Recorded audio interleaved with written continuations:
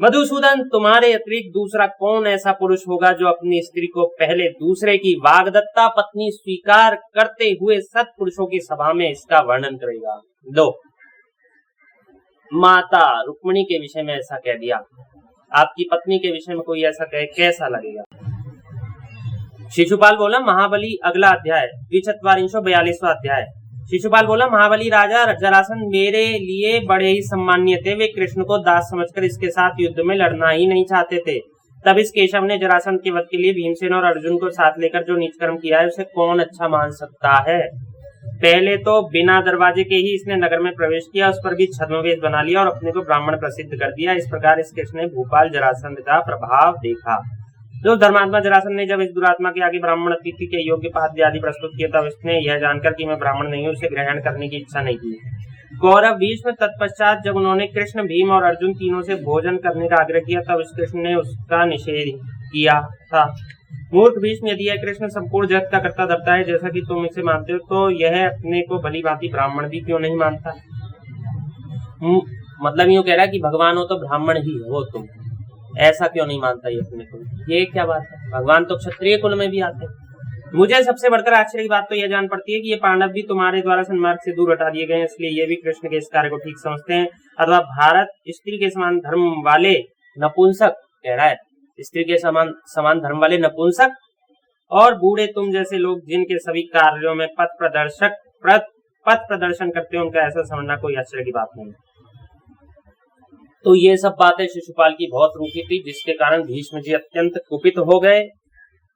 और इसके पश्चात फिर शिशुपाल आगे कुछ समय पश्चात फिर बोला है, वो आया है 45वें अध्याय में, बोला है जन्मेजय, वैशंपायन जी कहते हैं, जन्मेजय भीष्म की यह बात सुनते ही महापराक्रमी चेदिराज शिशुपाल भगवान वासुदेव के साथ युद्ध के लिए उत्सुक हो उनसे इस प्रकार बोला, जनार्दन, मैं तुम्हें बुला रहा हूँ, आओ मेरे साथ युद्ध करो, जिससे आज मैं समस्त पांडवों सहित तुम्हें मार डालूं। कृष्ण, तुम्हारे साथ ये पांडव भी सर्वथा मेरे वध्य हैं, क्योंकि इन्होंने सब राजाओं की अवहेलना करके राजा न होने पर भी तुम्हारी पूजा की है। तुम कंस के दास थे तथा राजा भी नहीं हो, इसलिए राजोचित पूजा के अधिकारी हो। तो भी कृष्ण, जो लोग मूर्खतावश तुम जैसे दुर्बुद्धि की पूजनीय पुरुष की भांति पूजा करते हैं वे अवश्य ही मेरे वध्य हैं, मैं तो ऐसा ही मानता हूँ। ऐसा कहकर क्रोध में भरा हुआ राज सिंह शिशुपाल दहाड़ता हुआ युद्ध के लिए डट गया। शिशुपाल के ऐसा कहने पर अनंत पराक्रमी भगवान श्री कृष्ण ने उसके सामने समस्त राजाओं से मधुर वाणी में कहा, भूमिपालो, यह है तो यदुकुल की कन्या का पुत्र, परंतु हम लोगों से अत्यंत शत्रुता रखता है। यद्यपि यादवों ने इसका कभी कोई अपराध नहीं किया है, तो भी यह क्रूरात्मा उनके अहित में ही लगा रहता है। नरेश्वरों, हम प्राग ज्योतिषपुर में गए थे। यह बात जब इसे मालूम हुई तब इस क्रूर कर्मा ने मेरे पिताजी का भांजा होकर भी द्वारका में आग लगवा दी। एक बार भोजराज रेवतक पर्वत पर क्रीड़ा कर रहे थे, उस समय यह वही जा पहुंचा और उनके सेवकों को मारकर तथा शेष व्यक्तियों को कैद करके उन सबको अपने नगर में ले गया। मेरे पिताजी अश्वमेध यज्ञ की दीक्षा ले चुके थे, उसमें राक्षसों से घिरा हुआ पवित्र अश्व घोड़ा छोड़ा गया था। इस पापपूर्ण विचार वाले दुरात्मा दुष्ट आत्मा ने पिताजी के यज्ञ में विघ्न डालने के लिए उस अश्व को भी चुरा लिया। इतना ही नहीं, इसने तपस्वी बब्रू की पत्नी का, जो यहाँ से द्वारका जाते समय सौवीर देश पहुंची थी और इसके प्रति जिसके मन में तनिक भी अनुराग नहीं था, मोहवश अपहरण कर लिया।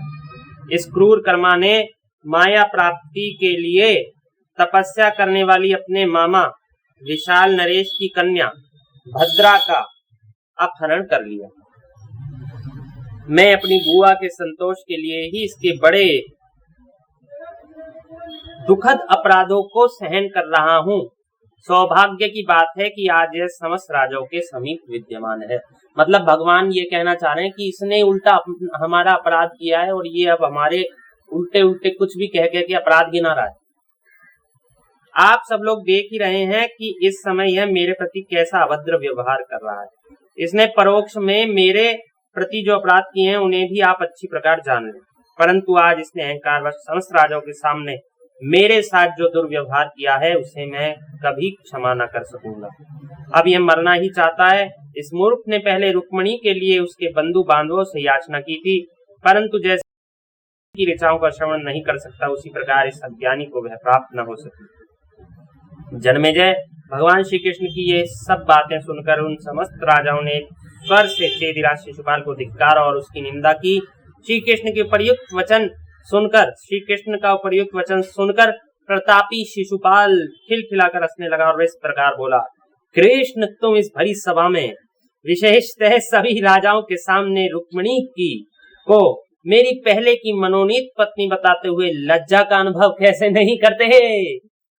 मधुसूदन, तुम्हारे अतिरिक्त दूसरा कौन ऐसा पुरुष होगा जो अपनी स्त्री को पहले दूसरे की वाग्दत्ता पत्नी स्वीकार करते हुए सत्पुरुषों की सभा में इसका वर्णन करेगा? लो, माता रुक्मिणी के विषय में ऐसा कह दिया, आपकी पत्नी के विषय में कोई ऐसा कहे, कैसा लगेगा?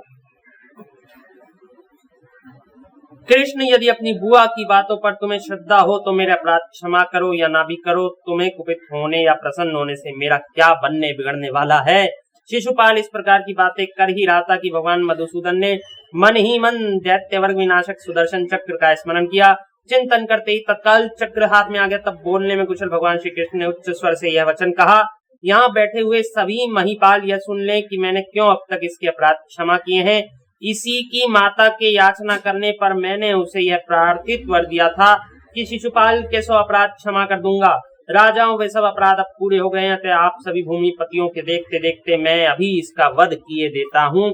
ऐसा कहकर कुपित हुए शत्रुहंता यदुकुल तिलक भगवान श्री कृष्ण ने चक्र से उसी क्षण चेदिराज शिशुपाल का सिर उड़ा दिया। तो बंधुओं, ये सब कहा था उस मूर्ख शिशुपाल ने भगवान श्री कृष्ण को, तो भगवान ने उसके 100 अपराधों को क्षमा करने के उपरांत उसका वध कर दिया। धन्यवाद। जय श्री राम।